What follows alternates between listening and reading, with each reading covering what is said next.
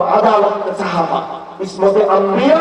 নবীদের ইসমত সাহাবাদের আদালত মনে থাকবে তো নবীদের ইসমত আমাদের আকীদা বিশ্বাস যে বিশ্বাস করবে না সে মুনাফিক সাহাবাদের আদালত বিশ্বাস করতে হবে যে সাহাবাদের আদালত মানবে না সেও মুনাফিক কারণ আল্লাহ বারবার সাহাবাদের কথা পরিচয় দিয়ে আসছে আর সত্যবাদী ছিল তো এই সাহাবাদের জমানায় বাদ দিলাম আসলে এরপরে খেলাধুলা মনে হয়ে গিয়ে ওই জমানা তো অন্যায় জুলুম ছিল সিরোগী ছিল না হাজ্জাজ বিন ইউসুফ বহু লোককে হত্যা করছে কি কারণে মদ খেতে কেউ মদ খেতে বড় আব্বাসীয় জমানায় আরো বেশি পাপ বেড়ে গেল